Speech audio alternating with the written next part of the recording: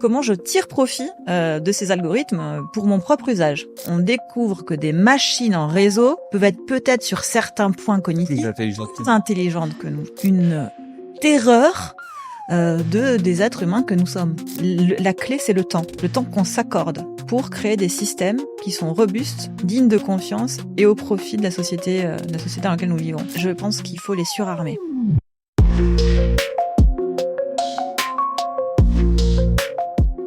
Bonjour Léa. Bonjour. Bienvenue dans Les Voix de l'IA. Alors on va passer un moment ensemble, on va discuter d'intelligence artificielle bien sûr, de ton parcours, de la manière dont tu es arrivé justement à travailler sur l'intelligence artificielle. Les Voix de l'IA, c'est quoi? C'est un podcast qui vise à se questionner justement sur l'intelligence artificielle et sur tous les changements qu'elle va apporter dans nos vies, dans nos villes et dans notre société. Et pour se questionner, on a décidé de donner la parole à des professionnels qui travaillent sur l'intelligence artificielle. Et donc, c'est dans ce cadre-là qu'on te reçoit aujourd'hui. Donc, bienvenue déjà et merci d'avoir accepté cette invitation. J'ai fait un peu mes devoirs en préparant ce podcast et c'est vrai que c'est assez difficile de te positionner dans une case. Non pas parce que ton parcours est vide, que du contraire, mais il est totalement... c'est pas ce qu'on attend de quelqu'un qui travaille dans l'intelligence artificielle. Et donc j'ai noté 4 thèmes. D'abord artiste, ensuite réalité virtuelle, puis recherche, et puis intelligence artificielle. Il en manque un. Il manque éthique digitale aussi. Il manque éthique. J'y allais dans l'interview. Et donc, je me suis dit que plutôt que de te présenter de manière imparfaite, ça allait être ma première question. Et donc, bonjour Léa, est-ce que tu veux bien te présenter et nous expliquer ton parcours et la manière où tu démarres d'une artiste à une chercheuse dans l'intelligence artificielle? Je pense que effectivement, j'ai un parcours atypique, mais qui fait sens sur toutes ces expériences qui en fait se relient en fait quand on regarde à l'arrière, quand je regarde à l'arrière. En fait, je fonctionne par passion et par projet. Donc à chaque fois que j'ai fait quelque chose de nouveau, c'est parce que j'avais cette curiosité intellectuelle, on va dire, plutôt qui m'amenait vers d'autres endroits. Et je suis assez autodidacte, donc justement ça m'amuse quand je connais pas. Donc j'ai commencé en tant qu'artiste dans le théâtre. On faisait du théâtre politique beaucoup, et aussi pour les enfants au Moyen-Orient notamment, et en Belgique. Et puis après, j'ai été dans les arts visuels, j'ai fait des films, et puis aussi j'ai commencé à faire de la réalité virtuelle, mais à l'époque où c'était vraiment encore des gros pixels derrière les casques. On faisait pas mal d'expérimentation et puis là-dessus, on a fait des œuvres, effectivement, différentes œuvres. J'ai travaillé 4 ans sur le thème de la Corée du Nord. Ça, je pourrais vous en parler plus tard parce que vous verrez que ça a un lien, en fait, non pas uniquement pour la dictature, mais pour l'aspect, en fait, technique, technologique, représentation. Et puis ensuite, j'ai fait de l'éthique. J'ai repris des études en éthique du digital, qui me semblait résonner absolument parfaitement avec mon parcours antérieur. Et je suis arrivée chez Fari, aussi parce que finalement, forte de toutes ces expériences, j'étais à même en fait à faire les ponts entre différents mondes. Et c'est mon travail au quotidien de faire le pont entre les mondes. Donc voilà. C'est drôle parce que c'est vraiment, c'est ce que j'avais noté de précédentes interviews. Tu dis que tu fais des ponts entre des mondes qui à la base ne se parlent pas forcément. Comment est-ce que tu vois justement ton rôle? Alors peut-être déjà nous expliquer ce qu'est Fari et quel est ton rôle puisque tu pilotes le Citizen Engagement Hub chez Fari. Donc c'est quoi Fari et c'est quoi faire des ponts entre des mondes qui ne se parlent pas? Fari, c'est un institut interuniversitaire, donc ULB-VUB, on a cette chance, qui regroupe 10 laboratoires. Donc ces laboratoires, ça va être des laboratoires techniques, ça va être de l'IA, ça va être de la robotique, mais ça va être aussi de la loi, du droit, ou des approches plus sociales, plus participatives, des sciences sociales autour de l'IA. Donc en fait, vraiment, il y a une espèce de pluridisciplinarité qui est au cœur de l'Institut. Et nous, en fait, ce qu'on fait, c'est que on aide à la recherche. On aide les chercheurs dans nos laboratoires à travailler, puisque vous avez vu, hein, Fari, c'est AI for the Common Good Institute. Ça, c'est important, c'est au cœur de l'ADN de Fari, c'est de se dire, dans l'innovation, il y a des modèles, en fait, d'innovation, et nous, on est sur le modèle qu'on appelle à 4 hélices. Ça veut dire quoi? Ça veut dire que pour qu'une innovation soit pérenne dans un système démocratique, il faut que s'allient autour de l'innovation les universités, donc voilà, Fari, l'université, les administrations publiques, les entreprises du privé et les citoyens. Ok, ça c'est le modèle à 4 hélices. C'est un modèle d'innovation, voilà, sur lequel on s'appuie. Il y a d'autres ensembles ou d'autres systèmes politiques, comme des autocraties, où il n'y aura pas besoin du segment de la société civile, d'accord? On sera juste sur l'administration publique et puis voilà, sur les universités. Et voilà. Donc ça, c'est important, c'est au cœur de cet ADN, déjà, dans Fari, d'avoir cette approche multiple. Et la question, c'était comment je travaille au quotidien avec ça. C'est justement comment essayer de ramener en fait ce segment de la société civile à travers les intermédiaires. Donc on travaille pas pour les citoyens individuellement, mais on travaille avec des groupes souvent qui font des intermédiaires pour essayer que dans les projets de recherche, il y ait aussi des retours des citoyens sur ces projets et des apports des citoyens sur ces projets. Donc mon but, c'est de trouver ce comment faire dans le cadre spécifique de Fari, puisque ça, on le ferait différemment en fonction de la taille de la structure, des pays, etc. Donc voilà, en gros. Et concrètement, parce que j'entends ce que tu veux dire, concrètement, à quoi ressemble ta journée chez Fari et comment tu arrives justement sur quel type de projet tu amènes le regard des citoyens par rapport à l'innovation? Alors, je vais donner des exemples précis. Quand on parle de l'engagement citoyen, il est toujours réalisé à différents stades d'un projet technique ou technologique. Donc, idéalement, on aimerait bien les impliquer dans les premières phases, avant le déploiement d'un outil technologique. Souvent, c'est la phase où il y a le moins de participation citoyenne, la plus difficile à atteindre. Souvent, ce qu'on fait, c'est qu'on fait des consultations post. Une fois que la chose est sortie, hop, on demande des retours utilisateurs même. C'est pas la même chose, hein, utilisateur et citoyen, sur ce produit ou sur cette solution-là. Qu'est-ce que je fais chez Fari? Ça va être soit on a des projets de développement, par exemple on travaille sur les digital twins. Ouais, on en parlera plus. Ouais. C'est dans les. Ouais. Et donc là, ça c'est comment dès le départ essayer d'inventer des méthodologies pour embarquer d'autres voix, les citoyens, les administrations publiques dans ces enjeux-là. Donc ça va être finalement dans le design de la solution à la base.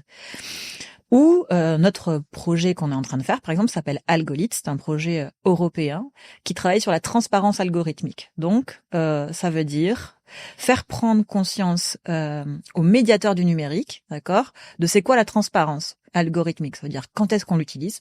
Parce qu'en fait, ça nous paraît évident, mais on n'a pas toujours conscience, les gens n'ont pas toujours conscience de quand est-ce que dans leur quotidien, ils utilisent des algorithmes. C'est la première chose de la transparence. La deuxième, c'est la curiosité plus poussée pour savoir qu'est-ce que font ces algorithmes. Et ensuite, quel est leur but et à quoi ils servent et quel est leur but? Quel est leur but, à quoi ils servent? C'est-à-dire, voilà, je découvre que, en fait, dans mon moteur de recherche, il y a un algo. Ouais. Comment ça marche? C'est pas, vous voyez. Et puis ensuite, la transparence algorithmique, c'est comment je tire profit de ces algorithmes pour mon propre usage. Ben ça, on le fait tous les jours, hein, de tirer profit des algorithmes pour notre propre usage. Donc voilà, c'est tout ça. Et donc nous, notre projet dans Algolith, c'est vraiment de travailler avec les gens, tous les médiateurs de première ligne, les espaces publics numériques qui vont aider les citoyens quand ils y arrivent pas, les bibliothèques, etc., à se dire, ok, il y a des enjeux de transparence algorithmique parce que vous n'avez pas forcément conscience que vous utilisez des algorithmes. Et je vais vous donner un exemple super concret.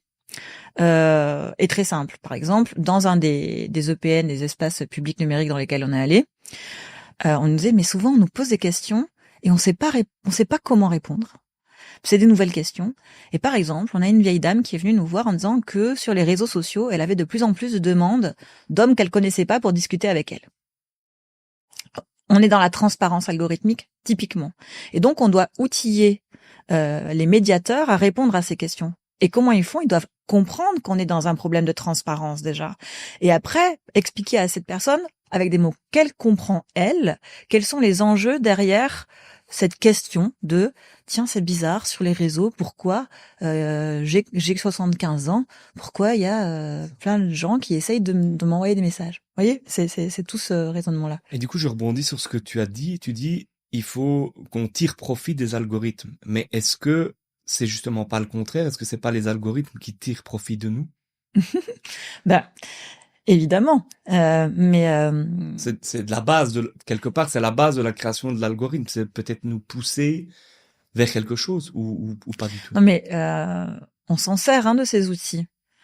S'ils n'avaient pas d'utilité pour nous, on les utiliserait pas nous-mêmes. Donc on en tire profit. Moi, je tire énormément de profit. J'utilise DeepL tous les jours. J'adore. Heureusement que ça existe. J'utilise des correcteurs orthographiques. J'utilise des recherches de comparateurs de prix quand je pars en voyage. Je veux dire que c'est à mon profit tout ça. Quand je suis venue chez vous pour me diriger, je regardais quand même Google qui m'a indiqué. Non, je tire profit des algorithmes. Le truc, c'est qu'après on peut aussi développer des activités professionnelles, etc. On peut posséder des algorithmes à son profit pour beaucoup de choses. Beaucoup de choses. Mais il faut d'abord les comprendre. Il faut déjà les comprendre et puis les identifier. Et du coup, dans ton rôle, tu te vois finalement comme une facilitatrice, une médiatrice, une traductrice. Comment? Parce que finalement, il y a quand même un rôle de transmission, si je comprends bien, dans le travail que tu fais. Disons, je fais aussi de la recherche. J'essaye de comprendre comment, autour de projets particuliers, on peut ajouter ce segment de la société civile. Parce que parfois, comme je le raconterai certainement plus tard, si vous me posez la question, on se tutoie ou on se voit? On se tutoie. Alors, si tu me poses la question, plus tard, autour des digital twins, voilà, je te dirais vraiment que là, comme on est dans certains sujets qui sont à la pointe, il y a besoin de chercher des nouvelles méthodes pour comprendre comment la société civile pourrait être intégrée, soit directement, soit via ces données. Okay, donc, il y a une partie de recherche. Il y a une partie d'écriture de projet et donc de network. Vraiment rencontrer des gens, savoir quels sont leurs besoins, que ce soit du côté de la recherche ou de la société civile, c'est une partie énorme de mon temps. De connecter les gens ensemble pour qu'ils se rencontrent et qu'ils arrivent à savoir, tiens, ok, tu penses ça, je pense ça.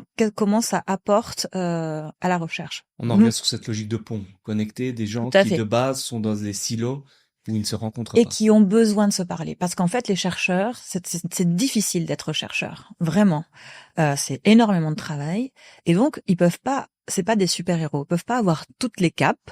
Et donc, c'est normal qu'ils connaissent pas comme ça tous les gens de la société civile qui ils auraient pu avoir besoin pour venir nourrir leur recherche. Donc ça aussi, c'est mon rôle là, par contre, de facilitatrice, de dire, OK, sur les sujets sur lesquels je suis experte, évidemment, pas sur tous les sujets, de dire, bon d'accord, vous avez ce projet, vous auriez besoin de rencontrer peut-être telle association qui travaille ou tel type d'administration qui peut vous donner des bons retours sur votre projet et de nourrir la recherche.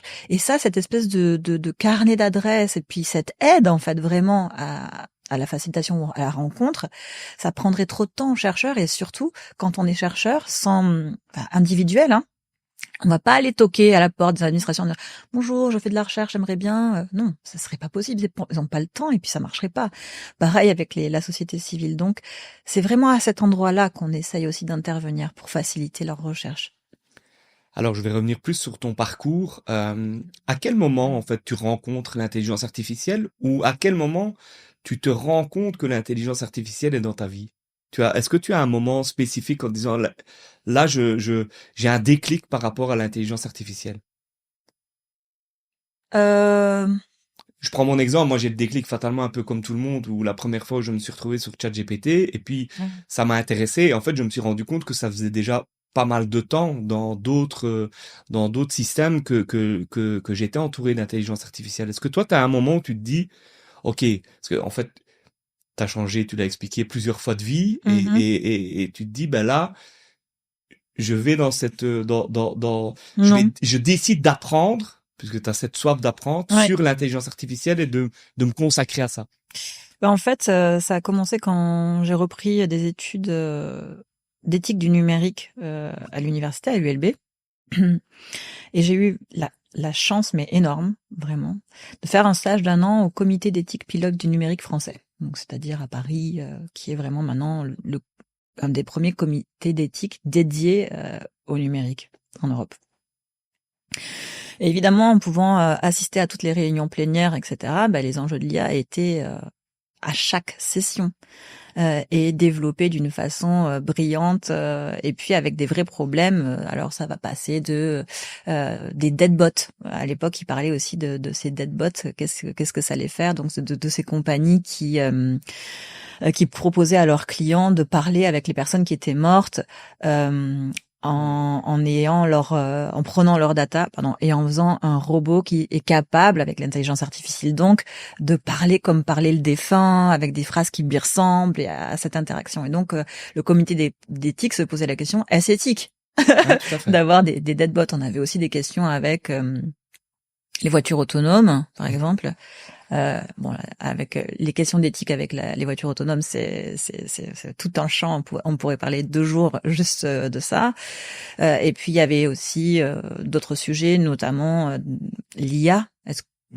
Et le travail, comment les travailleurs, comment les secteurs vont être impactés par l'IA.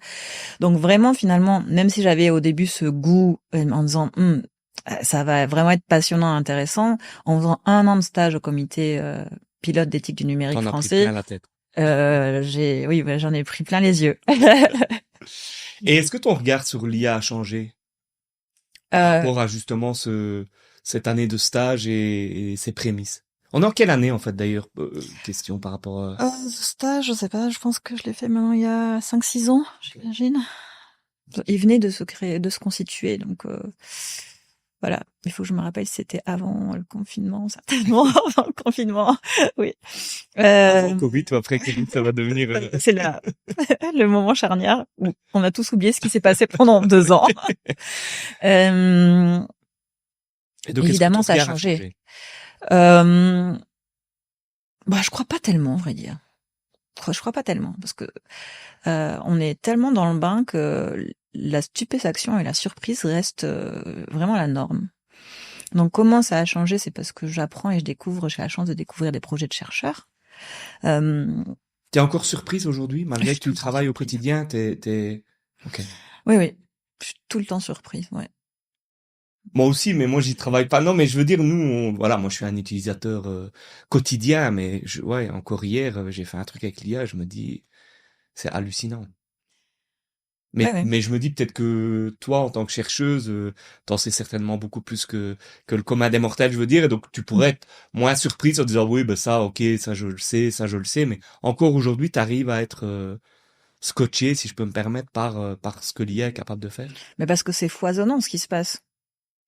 Et alors moi, je suis pas une experte en IA, hein. Je suis vraiment, je suis experte dans je dirige le Citizen Engagement Hub, c'est-à-dire je suis experte dans la facilitation et le montage de projets pour réunir des segments différents de la société autour du sujet de l'IA. C'est ça, hein, mon expertise. Hein. C'est pas une expertise technique. Hein. Non, je suis d'accord, mais t'as quand même, du coup, par rapport à la société, justement, une certaine expertise. J'ai la chance, et puis alors à Paris, on a un truc que j'aime beaucoup qui s'appelle le centre de tests et d'expérience.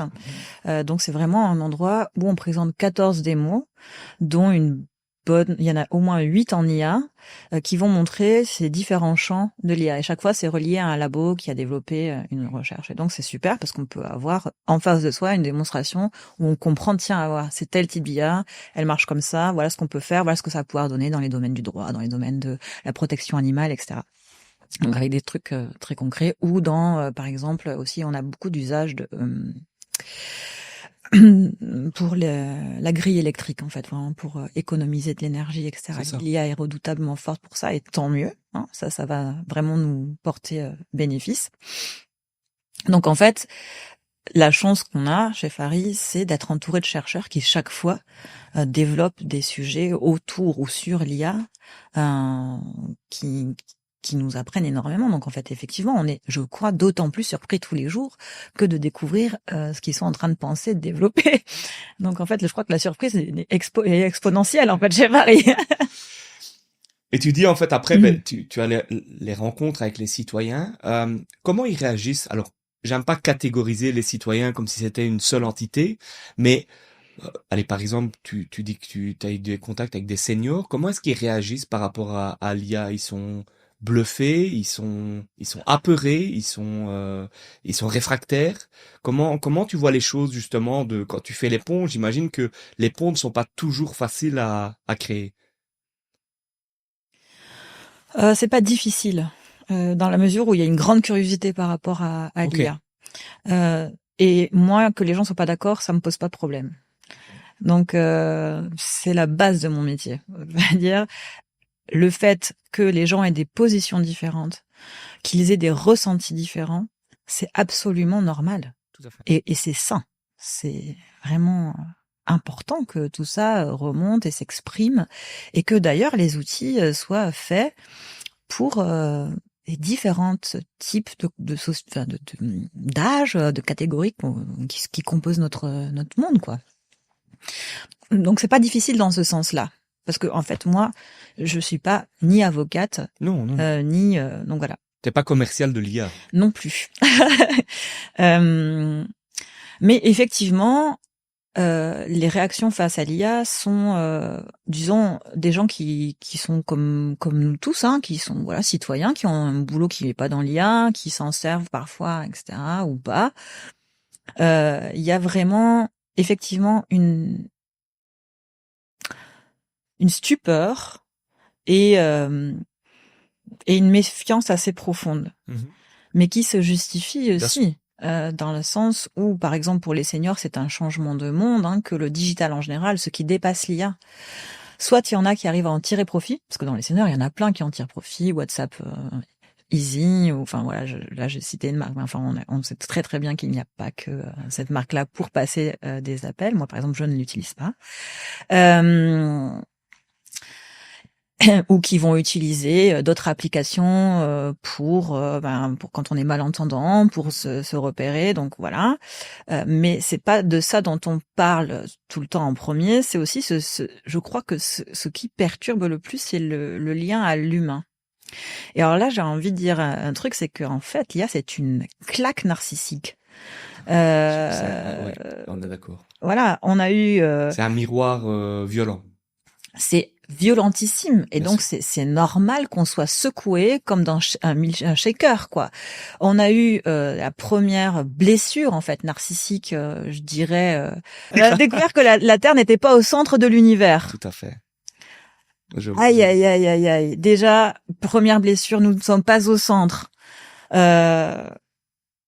On a eu d'autres blessures narcissiques de ce type, en fait. On a découvert que on n'était pas les seuls à être doués d'intelligence, que les animaux pouvaient avoir des types d'intelligence qui nous ressemblent. Aïe, blessure narcissique profonde. Et maintenant, pire que les animaux, on découvre que des machines en réseau peuvent être peut-être sur certains points cognitifs plus intelligentes que nous.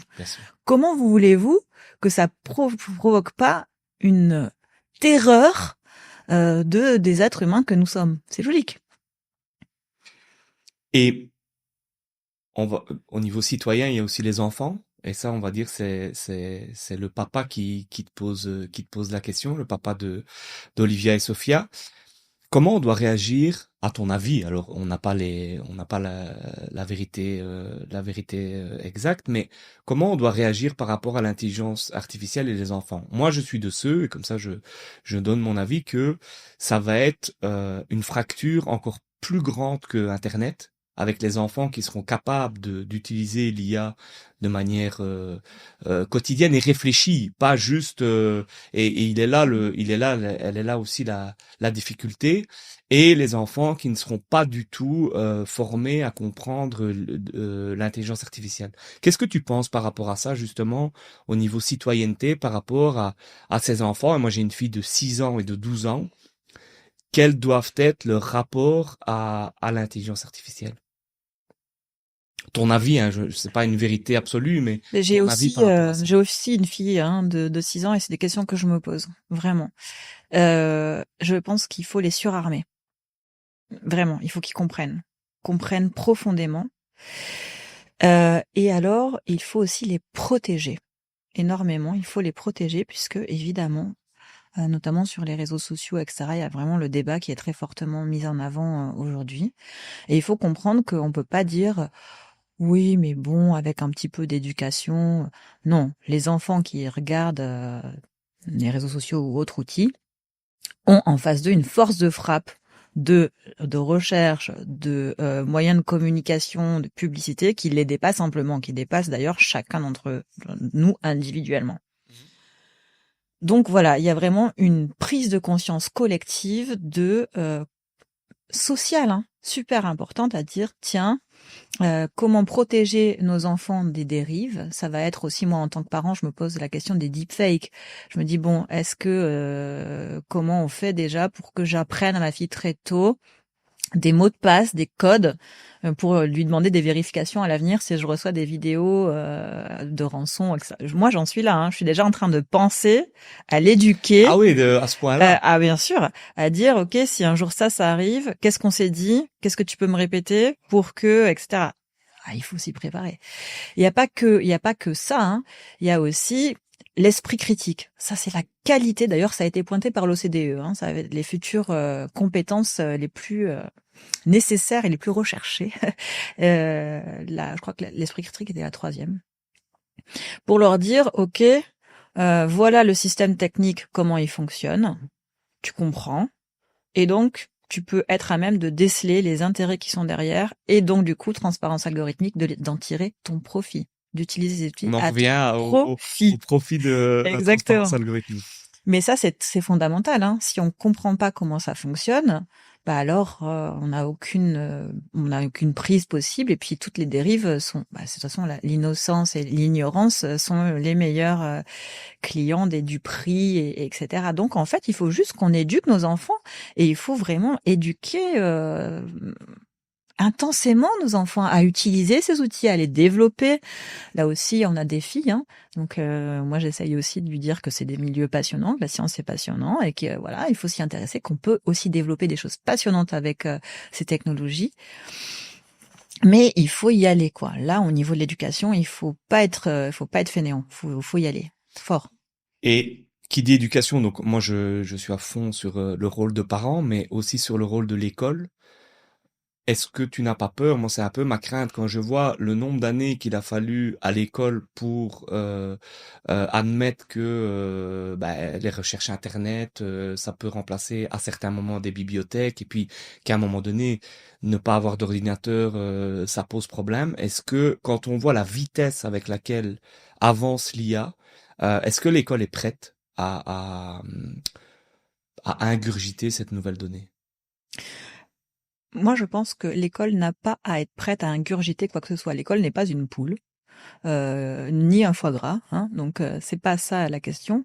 L'école, ce sont des pédagogues, d'accord, qui ont des méthodes de pédagogie et qui savent à quel âge, quelle activité convient. Donc quand on parle de l'école, attention, de quel âge on parle, les professeurs savent de quel âge on parle, donc déjà, dissocions cette chose-là, d'accord? Ensuite, j'attire l'attention, moi ce qui me paraît fondamental, c'est sur la notion du temps. Hein. On est en train de parler, et je viens de dire qu'il y a urgence à éduquer, d'accord?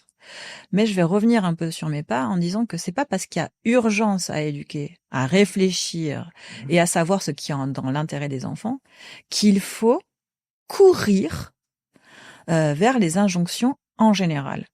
C'est-à-dire que les professeurs parce qu'en fait ils n'ont pas plus de retard que nous tous. Que tout le monde, bien sûr, bien sûr. C'est juste de dire, comme nous tous, nous avons cette possibilité, nous allons l'essayer, nous allons pouvoir vous garantir que nous travaillons pour le bien commun, pour le bien de vos enfants, pour qu'ils conservent toutes leurs capacités cognitives, et qu'à la fois, si c'est possible, ça les aide. Mais il n'y a que les pédagogues, ils connaissent leur métier pour savoir à quel moment c'est utile. Et moi, j'ai au contraire assez confiance parce que je vois pas mal de projets pilotes. Je vois que dans les universités, en tous les cas, à ce niveau-là, la réflexion, elle est menée et elle est vraiment à l'ULB, par exemple, je Ça, donne je te juste, rejoins. Bien sûr, bien elle est sûr. vraiment clairement énoncée comme prioritaire. Évidemment, il y a des risques pour l'éducation, donc il faut y réfléchir. Et il y a des bénéfices, et ils sont réfléchis. Par contre, mais l'erreur vraiment, c'est premièrement de pas protéger là où il faut, et deuxièmement, c'est de se dire, on court. Encore, je reprends l'image de la poule parce qu'elle est pas mal. Comme une poule sans tête, vers on sait pas où. Non, non, non. Il y a des gens qui sont des experts dans leur métier, en pédagogie, en développement cognitif, etc. et qui vont prendre les bonnes et rejeter les mauvaises. C'est juste ça. Par contre, il faut investir pour leur donner les moyens de le faire. Mais c'est là parfois où le bas peut blesser. Ah oui, parce que ça, c'est important.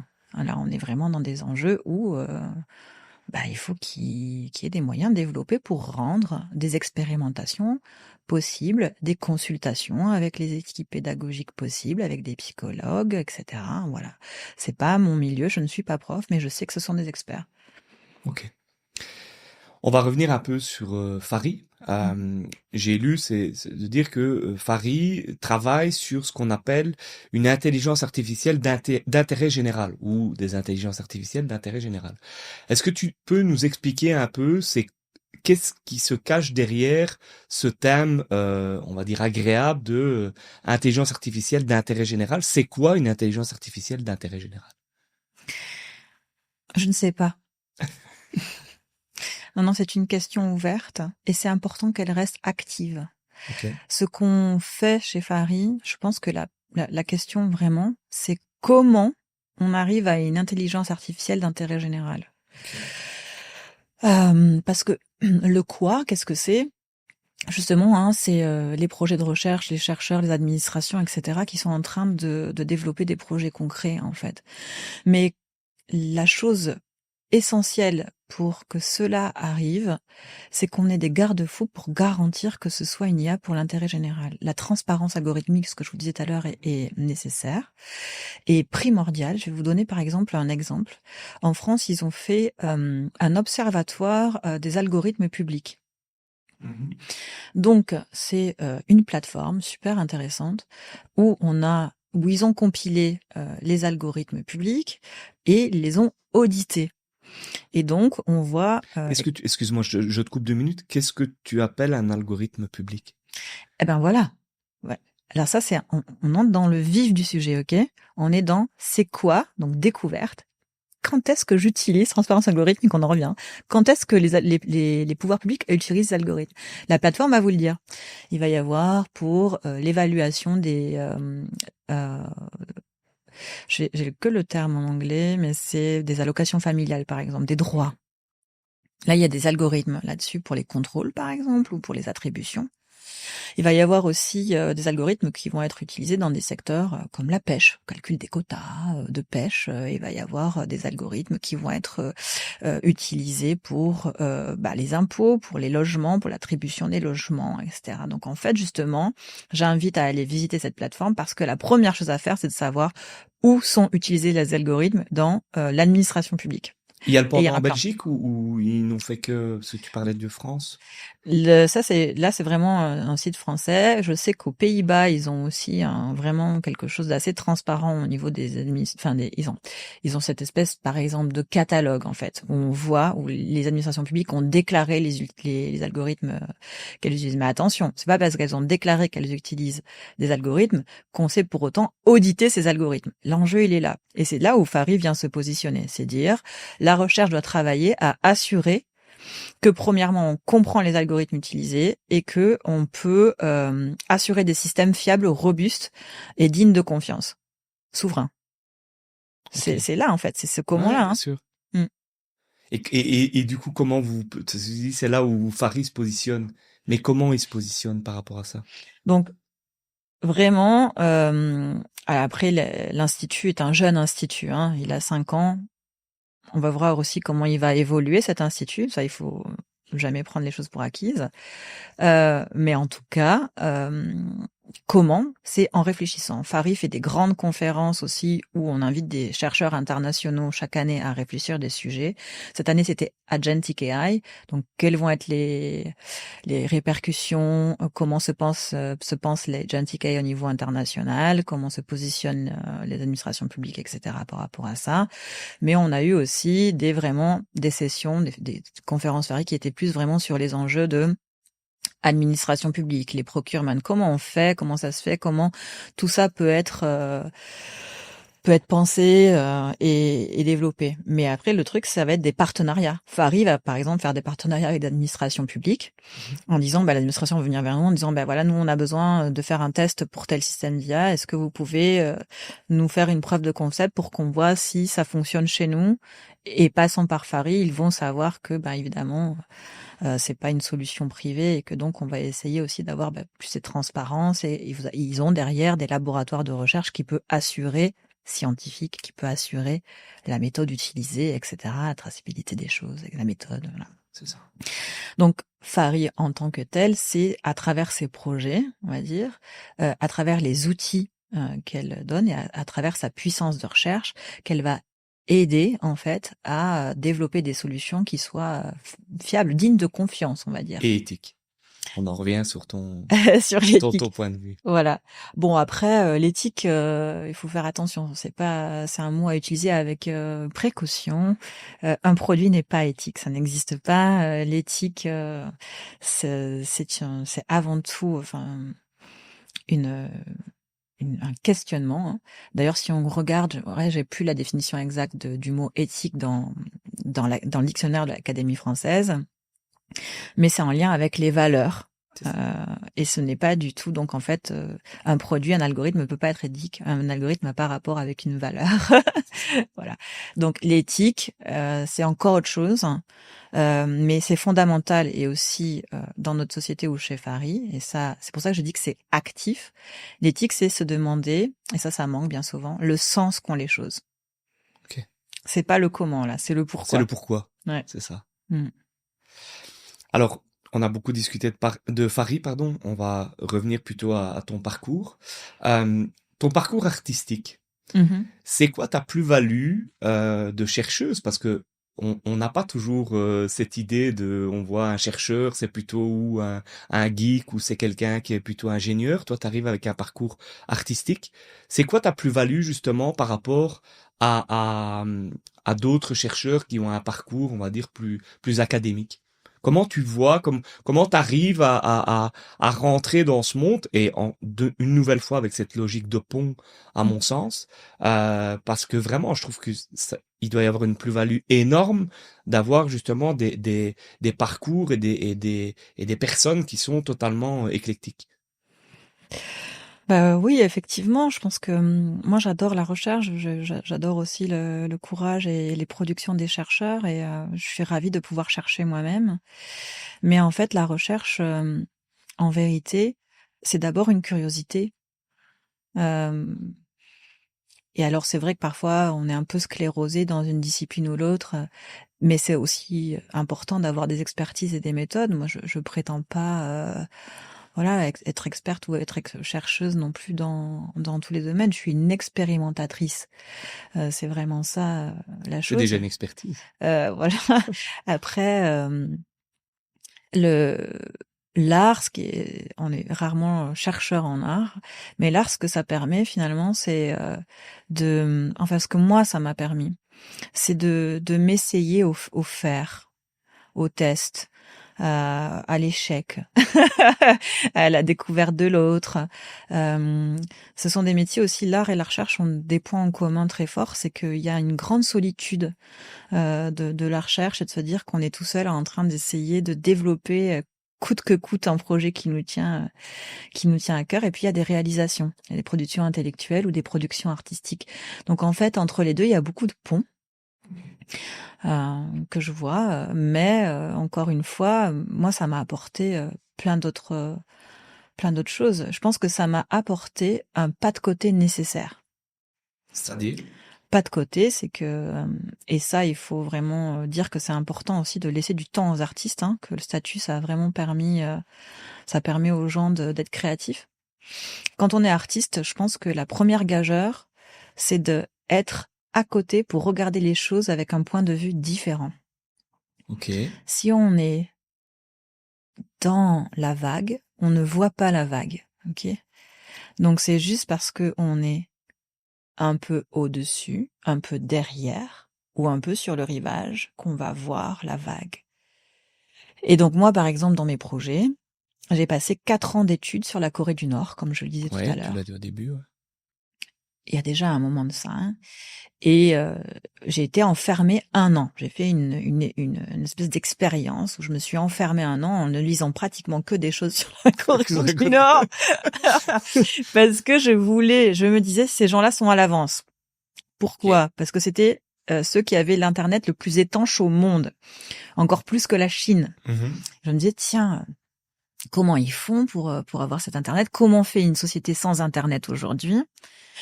Et alors, je me suis aperçue de Tu t'es trucs. enfermé ici. Je me Tu suis n'as pas été enfermée. là-bas. Je me suis enfermée dans ma chambre pendant Ici. 1 an, derrière YouTube, à essayer de reconstituer un hôtel qui s'appelle l'hôtel Yanggakdo. Oui. Et j'ai accumulé des heures et des heures de touristes qui avaient filmé brièvement leur passage dans cette chambre. Et à partir de ce qu'ils avaient filmé des fenêtres, j'ai fait des études avec des journalistes d'investigation pour comprendre ce qu'on voyait à travers ces rushs. Donc ça m'a pris 1 an. Et donc du coup, à force de faire ça, je me suis dit, tiens, en fait, moi, je crois que je vais piéger les Nord-Coréens en allant les espionner, mais tout ce qu'ils font là, c'est à ma destination. Ils sont en train de m'utiliser. Ouais, c'est ça. Parce qu'en fait, j'ai analysé d'où je venais, parce qu'après, j'allais aussi sur des réseaux de vidéos russes, etc., ou autres, enfin voilà, d'autres pays pour avoir d'autres types de rush, enfin d'autres types de touristes. Mais je me suis dit, mais ils sont forts! Comment ils arrivent à multiplier leur réseau derrière pour adresser la bonne communication? Ils sont brillants. Puis je me suis aperçue qu'en face de cet hôtel que j'espionnais depuis 1 an, enfermé dans ma chambre, en vérité, il y avait une université. Et que cette université est une université de sciences et que donc voilà.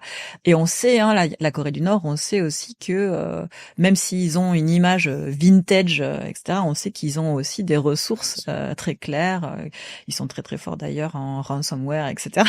Donc voilà, je trouvais que c'était passionnant de se dire, mais tiens, dans cet ensemble, dans ce pays qui s'est isolé de la toile mondiale, ce qui est en train aussi de se faire à différents autres endroits. Maintenant, de plus en plus, l'Internet n'est plus ce truc universel qu'on a développé. Voilà, j'avais analysé pas mal de tendances et je me suis bien amusée. Seulement, vous voyez, ça m'a pris 4 ans, dont 1 an d'enfermement. Ça s'appelle un pas de côté. C'est le luxe du temps. Et le luxe du temps, c'est le seul luxe qu'on peut avoir et c'est la seule bataille politique qu'on peut avoir, notamment avec l'IA. Mais justement, l'IA, ça avance tellement vite.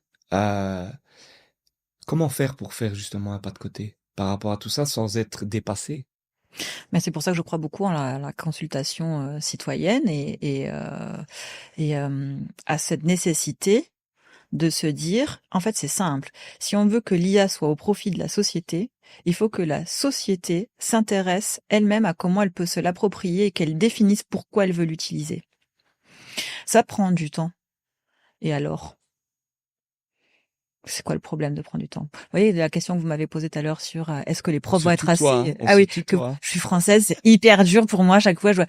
La question que tu m'as posée tout à l'heure sur l'école et est-ce qu'on Oui, arrivera à prendre oui. le train en marche?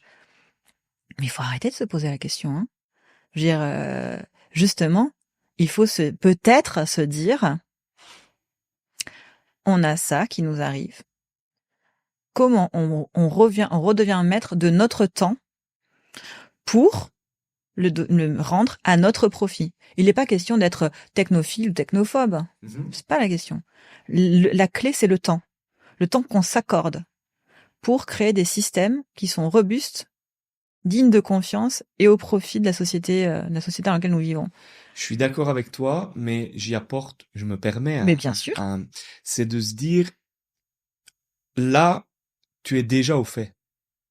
L'idée de se dire, je vais prendre le temps c'est parce que tu as déjà compris. Enfin, tu as déjà compris qu'il y a quelque chose qui se passe. Moi, ma crainte, c'est qu'aujourd'hui, il y a toute une part de la population qui n'a toujours pas compris tout ce que ça peut nous amener, et je vais vraiment dans toutes les sortes de catégories de population, etc., des enfants, les adultes, les seniors, et dans toutes les études, dans toutes les formes. C'est qu'à un moment donné, encore hier, je faisais une note grâce à l'IA, et je me dis, punaise, mais celui qui n'a pas compris cette force-là, cette note qui m'a pris 2 heures, va lui prendre 4 jours. Alors tu vas me dire oui, et peut-être, mais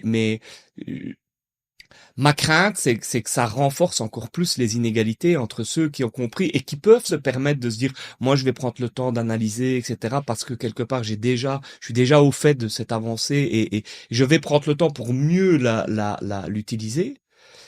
Mais pendant ce temps-là, il y a des gens qui ne sont toujours pas au fait ou que ça existe. Alors, je pense qu'aujourd'hui, tout le monde sait que ça existe, mais je suis curieux de voir encore combien de personnes l'utilisent réellement, sauf tous ceux qui l'utilisent sans même le savoir, en fait.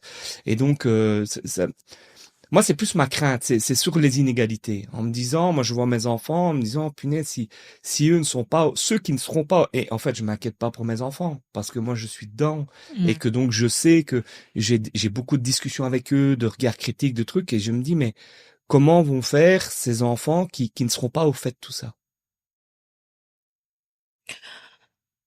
Ok.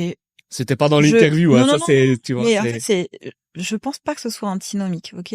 Je suis effectivement très très concernée aussi Mhm, par la montée des inégalités. mhm, C'est indéniable. Et d'ailleurs, dans le Student Engagement Hub, on a aussi une activité vraiment sur l'inclusion digitale. Encore une fois, ce sont des moyens qui doivent être mis à disposition. Il faut savoir qu'à Bruxelles, selon le rapport du Fonds du Roi Baudouin, enfin, ou de l'Observatoire, en tout cas en inclusion digitale, on sait que la fracture digitale, c'est 40% de la population. C'est énorme, hein. mhm. Je sais même pas si on peut parler, enfin voilà, on est sur une personne sur deux. Et en fait, moi personnellement, je m'en exclus pas. Quand je vois les jeunes gens avec qui je travaille, je suis déjà en fracture digitale. Non, non, mais voilà. Je comprends. Ceci dit, ce n'est pas contradictoire avec le fait de prendre son temps, bien au contraire, de façon collective. C'est-à-dire, le temps de façon collective, c'est de se dire, qu'est-ce qu'on fait de la puissance, effectivement, de ces outils dans nos sociétés, et parce qu'on reste dans une démocratie, donc c'est-à-dire que quand on développe des systèmes, eh ben, on doit savoir comment ils servent l'intérêt commun, d'accord? Mhm, Donc ça, c'est un énorme travail à faire. Comment on l'intègre ou pas dans les écoles, qu'est-ce que ça crée sur notre marché de l'emploi, etc. Donc le temps qu'on prend ici n'est pas incompatible et au contraire est l'assurance qu'on réduise ces inégalités. Si on ne prend pas ce temps pour se dire que fait-on de ces outils à disposition et qu'on ne donne pas aux gens l'opportunité en fait de s'en saisir. Mais s'en saisir, ça veut dire quoi? Ça veut dire, ok, je comprends pourquoi on s'en sert. Éventuellement, si je peux m'opposer à ça quand ça est en ma défaveur, ou je peux l'utiliser quand c'est à mon profit. Et ça demande du temps. Moins on va mettre de temps de réflexion où on peut s'emparer en tant que société ces outils, plus on va accélérer les inégalités d'accès et la fracture. Donc en fait, le temps c'est une des solutions. En ce qui concerne les inégalités, oui, il y a un chantier énorme à faire, mais c'est pas pour ça non plus que moi, par exemple, je parle en tant qu'artiste là. Euh, on a très très peur que l'IA vienne tout chambouler. Qu'est-ce qu'une œuvre d'art, etc. Oui, c'est vertigineux. Moi, je suis sûre que d'ici 10 ans, on va revenir à d'autres formes d'art, c'est sûr, ouais. que ça va être tactile, la tapisserie, des choses. Voilà. Il faut aussi avoir confiance en la puissance de créativité Je suis humaine. d'accord. Ça, je Donc, pense exactement. Quand on dit oui, ça mm, va certainement changer beaucoup de choses. Comme toutes les nouvelles révolutions technologiques ou créations ou inventions ont changé les choses, mais je ne suis pas adepte du c'était mieux avant et de toute façon maintenant c'est là. Donc ça, je suis d'accord avec toi que à un moment donné, ben l'humain va se réinventer et l'art c'est déjà tellement réinventé. Pourquoi est-ce qu'il mourrait ici, quoi? Oui, je partage assez ce point de vue. D'ailleurs, j'ai vu des magnifiques expositions d'artistes qui utilisaient de l'IA. Donc, Bien sûr. En parlant de temps, on va un peu avancer dans l'interview. Qu'est-ce que l'IA, à ton sens, révèle sur notre société? Donc, je vais dire, on pense beaucoup à la connaissance, etc. Mais tu as parlé à un moment donné d'un miroir, et justement, je l'avais noté en disant que c'est quand même un miroir relativement brutal. Moi, j'utilise énormément, et quelque part, l'IA aujourd'hui est devenue à certains moments un coach de vie professionnelle où je lui pose des questions et il me challenge sur certaines choses. Comment tu vois justement ce côté l'IA qui rentre dans le privé des gens et dans mon enfin pour ma part dans mon moi en fait je discute avec l'IA comme si c'était tantôt mon psychologue, tantôt mon coach de vie et puis tantôt juste mon assistant qui m'aide à rédiger des notes. Est-ce bah, que toi tu l'utilises comme ça déjà premièrement comment toi tu utilises l'IA et comment tu vois finalement ces multiples utilisations? je suis assez prudente, à vrai dire, sur les utilisations. J'essaye de lire des livres. Euh, Parce que je sens aussi que j'ai besoin de beaucoup plus de vide qu'avant. Je pense que l'IA va, pour survivre au niveau de son cerveau, il va falloir s'aménager des temps de rien, de vide. Je pense que c'est super important.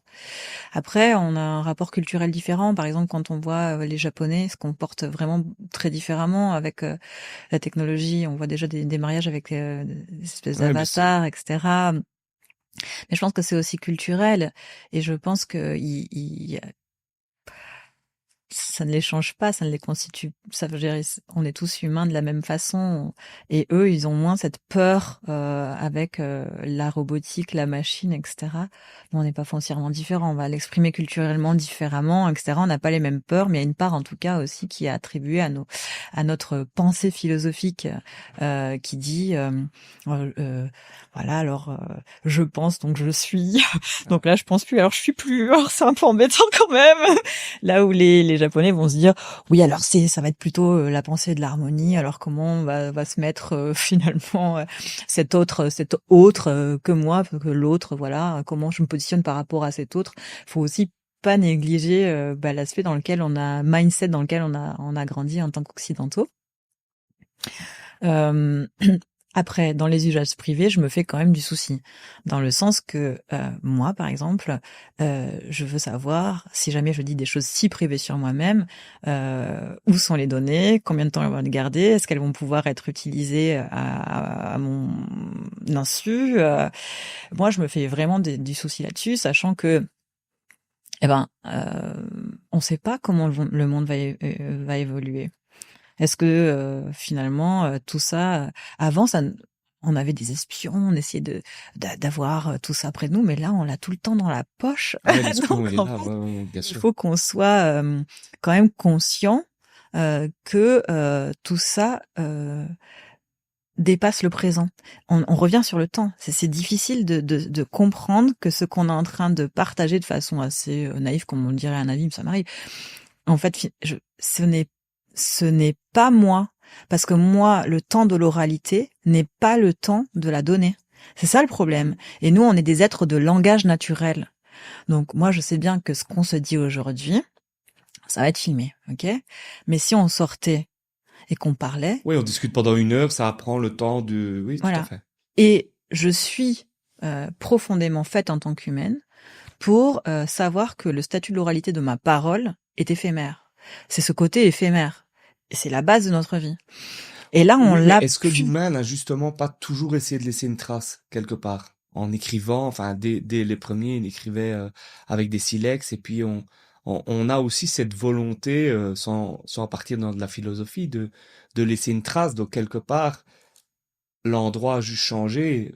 C'était sur une pierre, et puis c'est devenu sur un livre, et aujourd'hui c'est sur un réseau. Mais la trace qu'on a d'Homère 2000 ans après, et celle qu'il a choisi de C'est laisser. ça, tu as raison. Bien sûr. C'est Bien pas... sûr. Donc, C'est la grande différence. Ça, tu as ouais. raison. Et c'est celle qui nous intéresse, hein, parce que je pense que le reste ne nous aurait pas intéressé 2000 ans après. Oui, alors qu'ici, on laisse des traces malgré nous.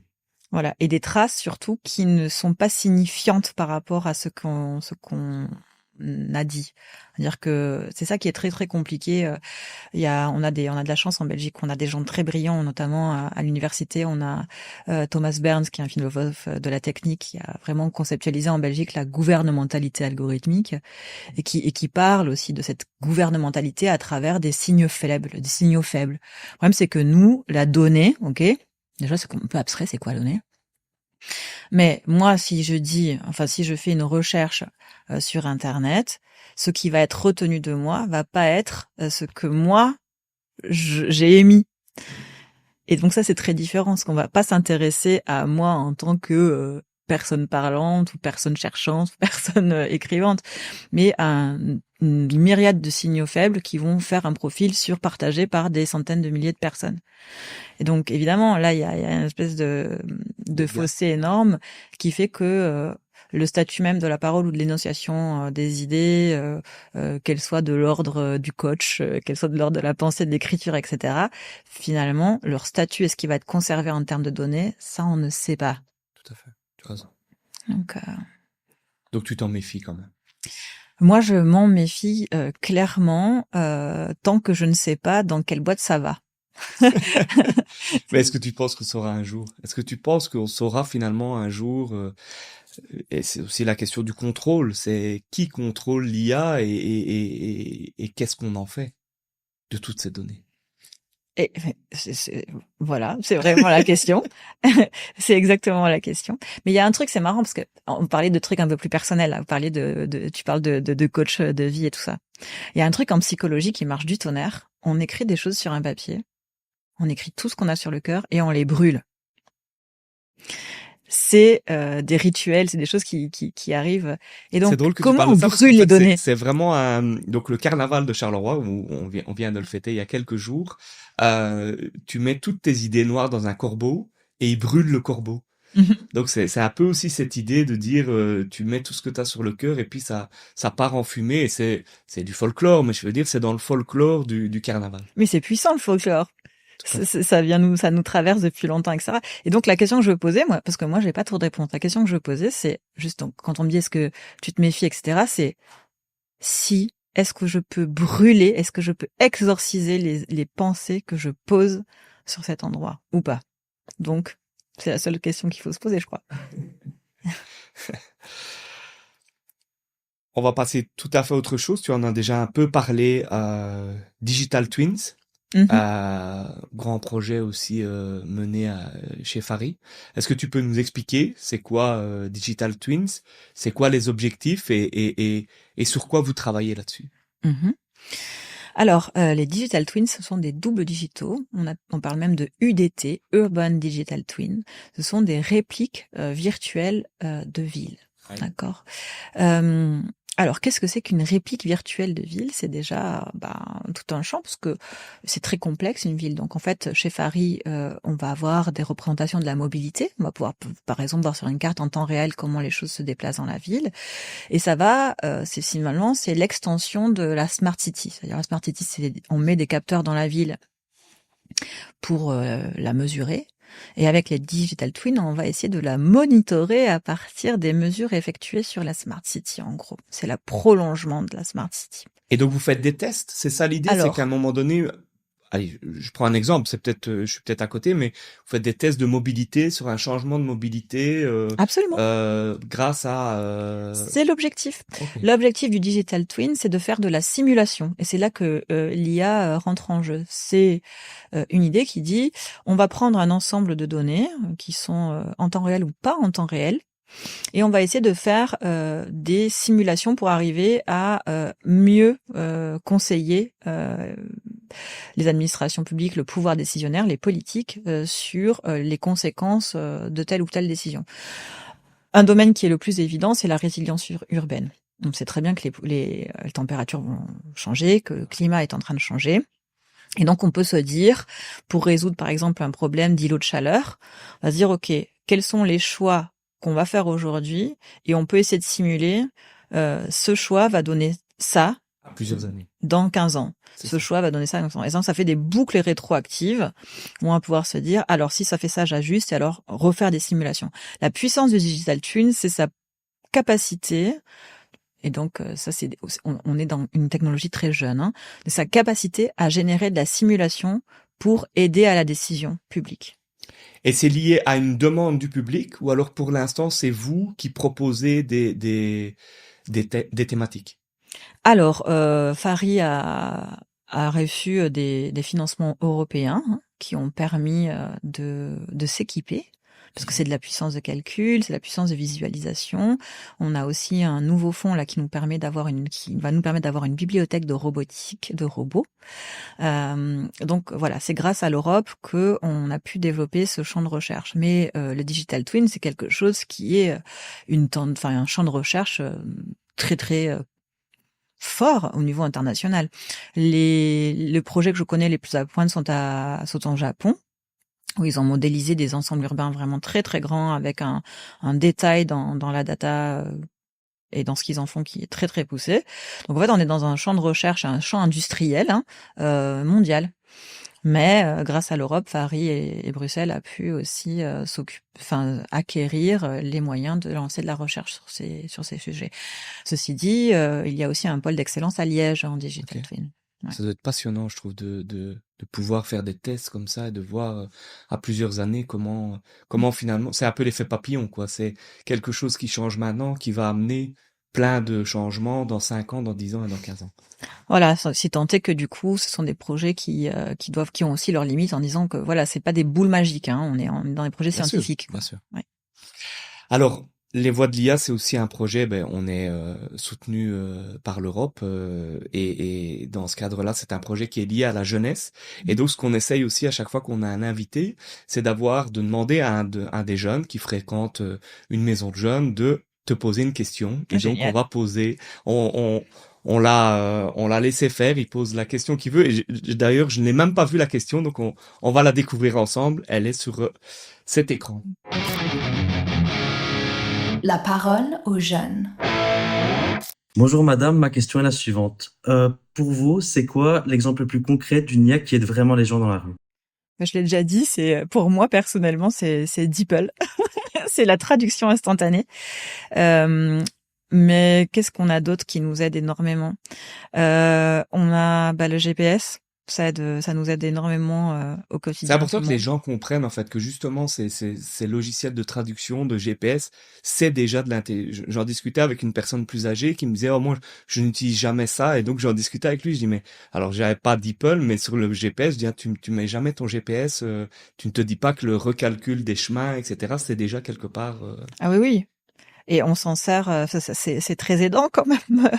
Voilà, c'est dans tous ces calculs GPS, cette traduction. Moi, vraiment, j'insiste sur la traduction. Je trouve ça quand même formidable qu'on puisse aller dans un pays étranger et parler avec des chauffeurs de taxi dans des langues qu'on connaît pas du tout grâce à ces outils. Donc voilà, je donnerai. Il y a beaucoup d'autres exemples, mais ça, pour l'usage vraiment quotidien, je trouve que c'est excellent. Alors on a demandé aussi on a laissé la parole à l'IA. Donc on a dit qu'on allait te rencontrer, t'interroger, et donc on lui a demandé de te poser une question. Est-ce qu'elle a un petit nom? C'est l'IA on va l'appeler l'IA, L-I-A. L'IA qui interviewe Léa. Voilà. Ok, ça va. C'est elle qui pose la question. La question de l'IA. Si l'intelligence artificielle devenait un jour capable de participer aux décisions démocratiques au même titre qu'un citoyen, est-ce que vous lui donneriez le droit de vote? Pourquoi ou pourquoi pas? Elle te challenge. Elle me challenge. Alors évidemment c'est l'IA, hein, donc on peut aussi lui dire qu'on n'est pas content de sa question. Tu as mal formulé ta question, IA, parce que je ne suis pas en mesure d'attribuer un droit de vote. Et donc qui attribue des droits de vote? Qu'est-ce qu'un citoyen, etc. Donc est-ce qu'elle est là? Est-ce que je peux lui poser une autre question? Est-ce que je peux l'encourager à me reformuler sa question avec un angle appropriable Je vois sa question, mais j'ai envie de la challenger. J'ai envie de savoir, est-ce que tu peux me reformuler ta question, ok, sur le fait qu'on puisse avoir un droit de vote pour les machines. Premièrement, en me donnant tes sources, en me disant, au niveau, elle voilà. ne sera pas là. Ok, ça va. Mais moi, c'est ce que je fais avec mes trucs, hein, j'arrive. Mais Non, donc, mais c'est bien. Enfin, ouais. C'est-à-dire que explique. je vais répondre un petit peu, mais en tout cas, quand on a affaire à des si grandes questions de l'IA, moi, ce que je fais, c'est ok, quelles sont tes sources, ok, sur quoi tu vas t'appuyer, quels autres textes tu vas t'appuyer pour poser cette question, quels sont les droits de la Constitution sur lesquels s'appuie philosophiquement notre système, etc. Donc, c'est-à-dire que moi, je trouve que c'est un peu un terrain glissant de mettre le doigt en répondant à une question sur laquelle on n'a pas les éléments, voilà, parce que c'est une question qui me dépasse amplement. Quand je parle de droit de vote de l'IA, c'est déjà complètement stupéfiant comme question.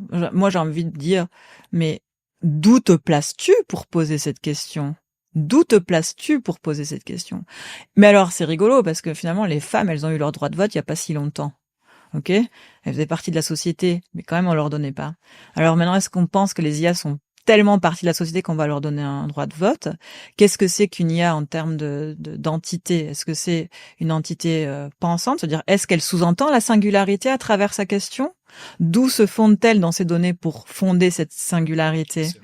Donc, vous voyez, je pense que quand l'IA il faut réfléchir aux questions qu'elle pose, d'où elle les pose, quelles sont ses sources, et est-ce que j'ai envie de répondre à cette question? Parce que déjà, la question qu'elle pose est axée. Tout à fait. Donc voilà, et sortir de la magie, c'est aussi de se dire, attends, c'est moi qui te pose des questions, ok? Tu m'aides, mais je te pose des questions et je veux savoir d'où tu poses ta question, et ensuite, je répondrai à ta question quand je pense que vraiment, elle vaut la peine d'être répondue. Parce que là, en fait, elle me pose une question à laquelle je ne peux pas répondre. C'est une non-question. Ok. Franchement, je trouve que c'est une top vision parce que ça amène justement plein de réflexions par rapport. C'est comme ça que tu vois les choses avec l'IA, c'est de dire qu'il faut justement challenger les questions et comprendre d'où elles viennent en fait. Bien sûr, et ça marche, et c'est super. Mais c'est qu'est-ce qu'elle lui là, ce genre de choses mis de but en blanc. C'est beaucoup de paillettes qui sont jetés dans les yeux et on fait wow, c'est quoi cette question? Oh là là, elle est super intelligente. Oh là là. Non, c'est tu poses une question, t'as été entraîné, d'où tu poses ces questions, quels sont tes modèles, et c'est bien parce que toi t'as accès à une base de données énorme, super. Dis-moi alors au niveau légal, au niveau de l'histoire, où tu taxes, parce que sinon c'est pas une discussion, c'est pas une question. Vous vous rendez compte que pour ce genre de débat, il y a des centaines de discussions derrière. Donc Oui, alors je suis d'accord et je vais exprès te challenger, mais c'est la même chose pour moi. Toutes les questions que je t'ai posées, c'est aussi le fruit de mes questions, de réflexion parce que j'ai lu des choses sur toi ces derniers jours. Et est-ce qu'elle n'agit pas quelque part avec un cerveau multiple, bien plus grand et du calcul, mais comme nous?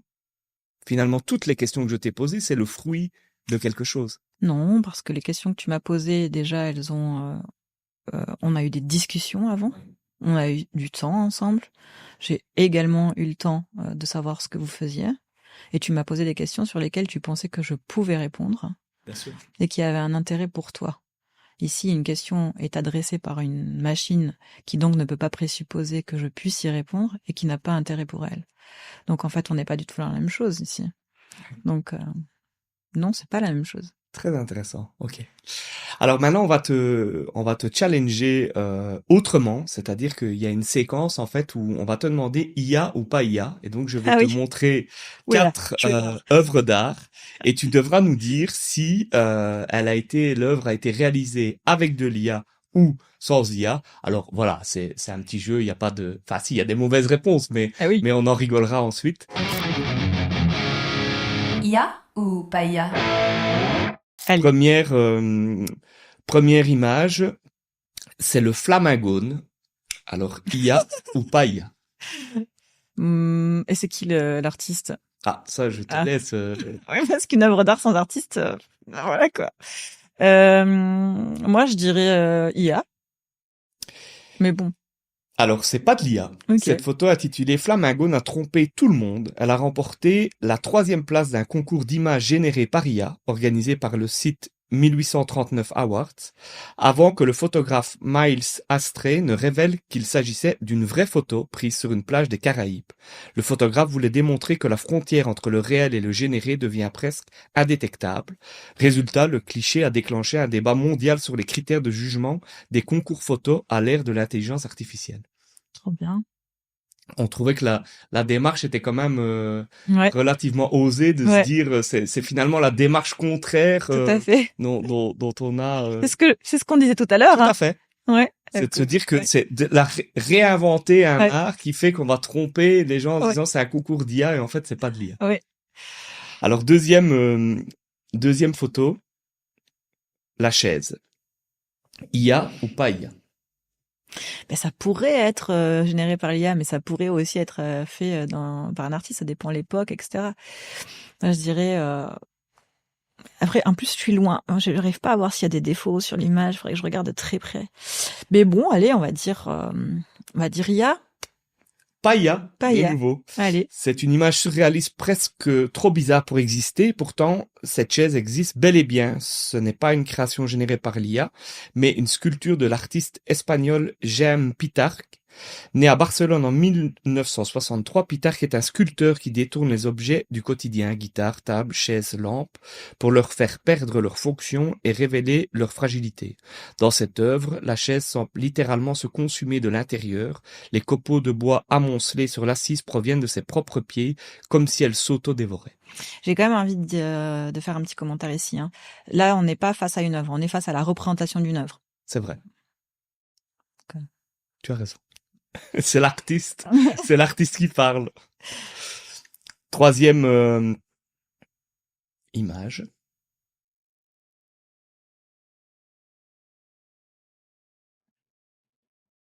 Je sais pas. Bah, je vais rester sur mon truc. C'est IA. Ça peut être fait par IA. C'est bien de l'IA. Donc, cette œuvre a été créée par Aaron pour pas un être humain, mais une IA créée dans les années 70 par l'artiste et chercheur britannique Harold Cohen. Il s'agit d'un programme informatique conçu pour produire des peintures et des dessins de manière autonome. Son travail à l'intersection de l'intelligence artificielle et de la peinture a donné lieu à des expositions dans de nombreux musées, dont la Tate Gallery de Londres. Harold Cohen voulait comprendre ce qu'est la créativité en programmant un ordinateur à penser comme un artiste. Et donc l'idée aussi, c'était de se dire que c'est quelque chose qui a été créé en 1970 et que on a l'impression que l'IA est née il y a... Ouais. la plupart des gens pensent que c'est une IA est née après Covid, on va dire, Ouais. pour reprendre, alors que ça fait déjà des dizaines d'années. Oui, intéressant. La quatrième œuvre, c'est une vidéo. Tout le monde est prêt? Ça roule? OK, Ralph. Est-ce que tu peux me faire le clap du début, s'il te plaît? Vous voulez que je le fasse maintenant? Oui. Oui, vas-y.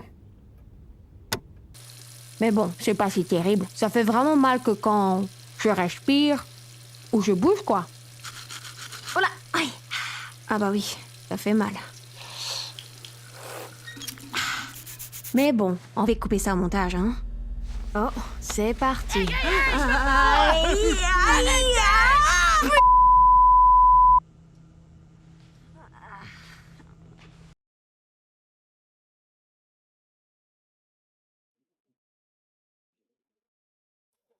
Je sais pas. Je ne IA. pas t'y répondre non plus. IA. Donc, Safe Ralph, c'est un court-métrage d'animation en stop motion Ah ouais. qui a été produit par Human Society International, où Taika Waititi prête sa voix à Ralph, un lapin utilisé comme cobaye dans un laboratoire de tests cosmétiques. À travers une fausse interview documentaire, le film dénonce de manière poignante et originale, la cruauté des expérimentations animales. Avec une distribution internationale prestigieuse, la campagne Save Ralph sensibilise le public en montrant, via l'histoire fictive de Ralph, la réalité bien réelle subie par des millions d'animaux dans le monde. Voilà, c'était du stop motion. Merci. C'est très intéressant. Alors, Dernière séquence, c'est une séquence tac au tac. Là, je vais te poser une petite quinzaine de questions et tu dois me répondre un peu du tac au tac. Voilà. Après, va. si tu veux développer une réponse, il y a pas de souci. Et tu as un joker si tu veux ne pas Ok, répondre ça à une va. certaine question. Le tac au tac. Alors, réalité virtuelle ou théâtre? Théâtre. Un monde algorithmique ou un monde artisanal? Artisanal. Bruxelles ou Montréal? Bruxelles. Atelier avec citoyens ou workshop universitaire? Atelier avec des citoyens. Low-tech ou high-tech? Les deux. Réparer ou remplacer? Remplacer. Un Ah non, ro- réparer. Réparer. Oui, réparer. Un robot qui aide ou un robot qui remplace? Qui aide. Décision collective ou décision experte? Décision collective. Créer ou analyser? Oui. Participation citoyenne ou expertise académique? C'est pas antinomique. Art ou technologie?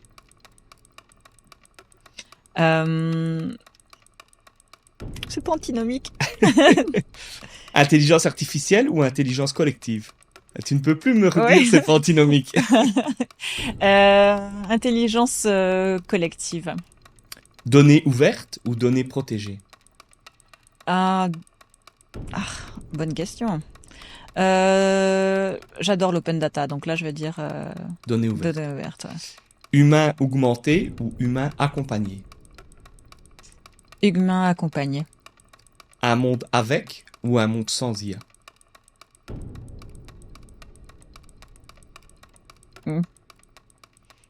Bah, je sais pas, ça va être peut-être mon joker parce que là, c'est trop. Je peux pas juste dire un mot. Avec ou Joker. sans? Non, tu te... Avec ou sans? Mais je sais pas, moi j'ai pas le pouvoir de faire. Hein. je vois là sans, ça y est. Alors je suis un peu en dissonance cognitive. Je dis sans, bon, et avec, on est déjà dans le avec. Hein. Tout à fait. Donc j'ai du mal à penser sans. Après, le problème c'est que je pense on est avec, mais vu qu'on sait pas, un truc qu'on n'a pas du tout abordé pendant cette interview, c'est le coût écologique et en ressources. C'était ma dernière question, voilà. c'était de se dire, est-ce qu'il y a une question où tu aurais voulu que je te Et ben pose voilà. et que je ne t'ai pas posé? Donc C'est ça. tu m'as devancé. Donc je pense que en fait, voilà, par rapport à ça, ce qu'on n'a pas évoqué ici, c'est le coût des ressources en termes de ressources de l'intelligence artificielle. Et donc quand on pense, avant c'était 100, c'est-à-dire est-ce que tout ça c'est soutenable? Est-ce qu'on peut vivre en développant? En fait non, on ne peut pas hein, vivre au rythme de développement actuel de l'IA. Tout a une fin de toutes les façons. Donc on a un monde fini. Donc la question, c'est la question des ressources en eau, en électricité.